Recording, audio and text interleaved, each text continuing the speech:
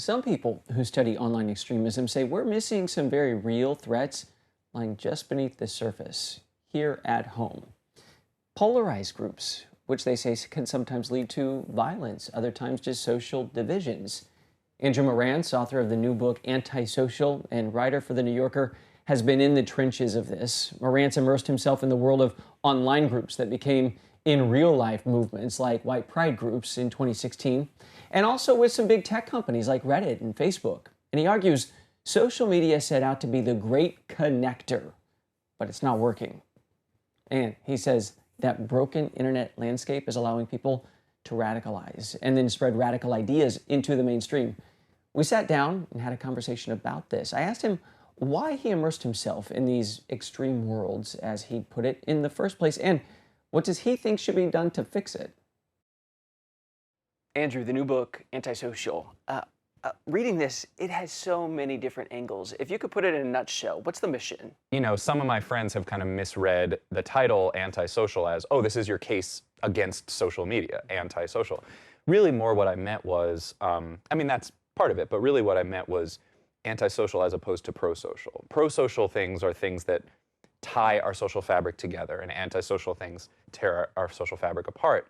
And the internet was premised on this utopian belief that the founders of these social media companies had that, oh, well, we'll just unleash freedom onto the world and it will naturally tend in the right direction. And many times they're true believers.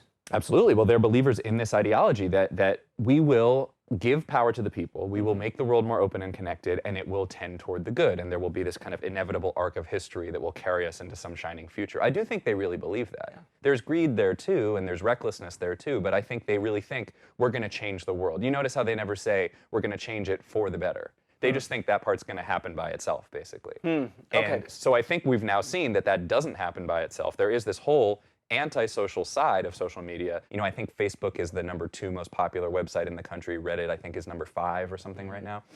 So they became these massive tools, and yet they never were able to conceive of themselves as gatekeepers in any fashion. They were always anti-gatekeeper. And why? Because it's too much work, or because philosophically they are opposed to it? I think both. I think they wanted to believe that all of their incentives were fundamentally aligned in the right direction.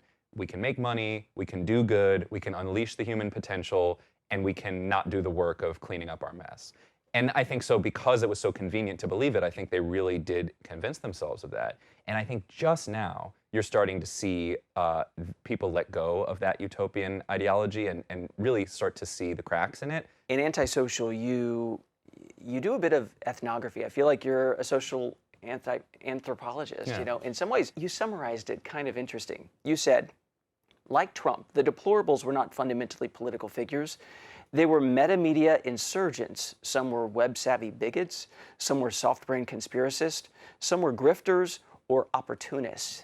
And something I didn't expect going into your book is that while it is a critique, you also humanize these movements in ways I haven't seen other places. Yeah, so I didn't want to have to fall on one or another side of this binary of either you are humanizing them, but you're not offering pointed criticisms, or you are criticizing, but you don't treat them seriously as people, right? You often find either an empathetic humanistic portrait that then holds its punches and doesn't say when people are lying, when people are racist, when people are misogynist. I mean, you have to, part of the goal of journalism is not just to be so objective that you don't speak the truth. The leader of the Proud Boys, Gavin McInnes, would tell me, you cannot call us racist in your article. I will sue you for defamation if you call us that. And then I said, okay, I'll quote you denying that you're a racist. That's fine. But then I kept staying at the party. I didn't take that one denial as gospel. And he left where we were standing, and I turned to the guy next to me and said, why are you here? And he said, because this is a white pride organization, and I'm here because I'm proud to be white. So, you know, I did want to humanize in the sense that, you know, I don't think these people are automatons or just like walking columns of sulfurous vapor or something. I mean, they are literally human beings, and I think if we don't look at what motivates them as humans, we won't actually be able to get to the bottom of these things and understand them fully. But I don't think humanization means that you then withhold judgment and say, well, I don't know if women should be allowed in the workplace or not. That's a very controversial two sides thing. Right. And I kind of wonder if we had some wholesale change, And then suddenly the 8chans and the 4chans and all of this, seem like yesterday, and there's even something more underground. What do we do? Yeah. What do we do? It's very tricky. I mean, there are things that the government can't do, and that I think it's really great that the government can't do because of the restrictions that are put in place by the First Amendment. You can't just regulate your way out of this problem. I think there is a space for regulation. I think that a lot of these companies should be looked at very carefully from an antitrust lens to see if they actually qualify as monopolies.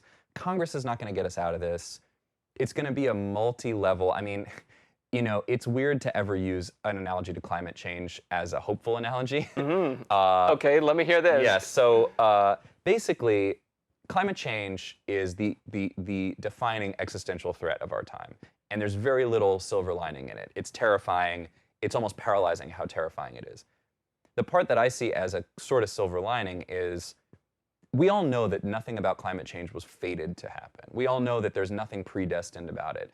We aren't just living on a planet that just was always going to be warmed by 4 degrees Celsius in the 21st century. We are doing that, which means in theory we can undo it. Now, I don't trust us to be able to undo it, but we could. And the same thing is happening with our informational crisis, with our online muddle and garbage profusion crisis, with our social media melee and outrage and confusion and garbage crisis.